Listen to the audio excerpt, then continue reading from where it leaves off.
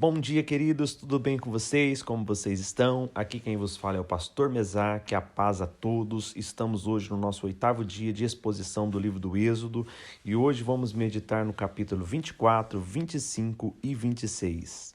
No capítulo 24, após a ministração das leis que deveriam reger Israel, o Senhor Deus disse a Moisés que chamasse Arão, Nadab e Abiú e 70 autoridades de Israel para adorar à distância do monte. Aqui, o objetivo do Senhor é confirmar a aliança que havia acabado de fazer com o povo e queria ter certeza de que eles haviam entendido e eles responderam: faremos tudo que o Senhor ordenou. Vemos no versículo 3. Em seguida, Moisés ergue um altar com 12 colunas que representam as 12 tribos de Israel e ofereceu sacrifícios ao Senhor.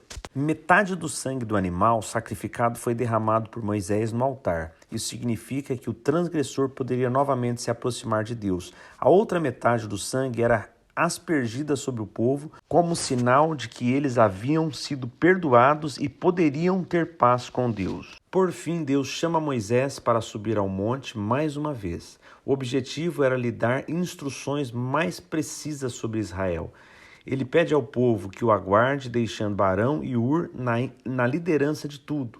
Levando Josué consigo, ele subiu e a glória de Deus cobriu o monte e permaneceu lá por 40 dias e 40 noites. Capítulo 25, do versículo 1 ao 9. Todos os materiais de construção usados no tabernáculo vieram de ofertas voluntárias do povo, que na época desfrutava de certo grau de prosperidade por causa de seus recentes ganhos dos egípcios e amalequitas.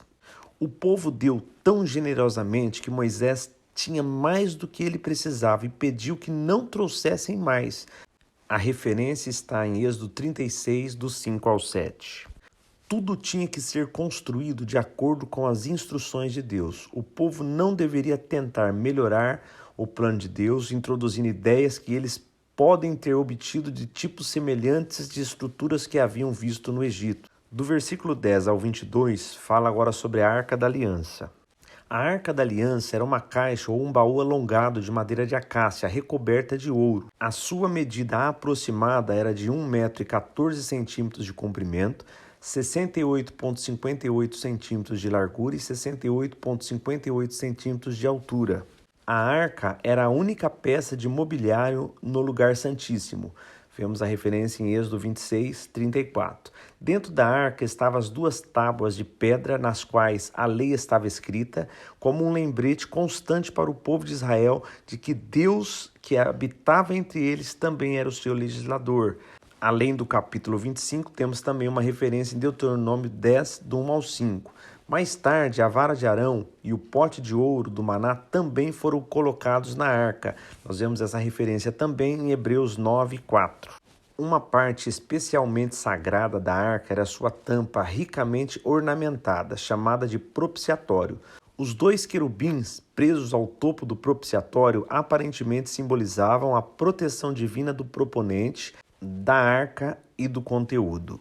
Este propiciatório parece ter sido um trono visível para o Deus invisível. Era o lugar onde Deus falava com Moisés e onde o sumo sacerdote fazia expiação pelos pecados do povo quando ele entrava no lugar santíssimo uma vez por ano. A referência de Levíticos 16, do 1 ao 19, Levíticos 16, 29 e 31 e Hebreus 9, 7. O nome propiciatório enfatizou ao povo de Israel que quando finalmente alcançaram o coração de sua religião, ainda eram pecadores, dependentes inteiramente da misericórdia de Deus para a sua salvação. Dos versículos 23 ao 40, agora vai falar sobre a mesa e o candelabro. Essas 2 peças de mobiliário foram colocadas uma contra a outra contra as paredes laterais do santo lugar. A referência está no capítulo 26, versículo 35, pois a mesa era feita de madeira revestida com ouro e os vasos a ela associados, usados nas cerimônias do santo lugar, eram todos feitos de ouro. Sobre a mesa havia 12 pequenos pães, chamados de pão da presença, dispostos em 2 fileiras de 6. Cada sábado, os sacerdotes colocavam 12 pães frescos sobre a mesa e comiam os pães velhos. Vemos isso em Levíticos 24, do 5 ao 9. Possivelmente foi um lembrete de que todo Israel, em suas 12 tribos, vivia constantemente na presença de Deus, mas Deus era o provedor deles e o pão era um reconhecimento adequado e constante disso diante dele. Para o candelabro, nós não temos nenhuma dimensão fornecida, somente que ele pesava aproximadamente 35 quilos, continha 7 lâmpadas, era feito de uma peça de ouro e era ricamente ornamentado. E suas bandejas e outros utensílios também eram de ouro. Esta lâmpada de 7 cabeças fornecia luz contínua no escuro lugar santo e era cuidada pelos sacerdotes de manhã e à noite. Referência a Êxodo 25, 31 ao 40 e Êxodo 27, versículo 20 e 21. Capítulo 26, do versículo 1 ao 37, fala sobre as cortinas do tabernáculo.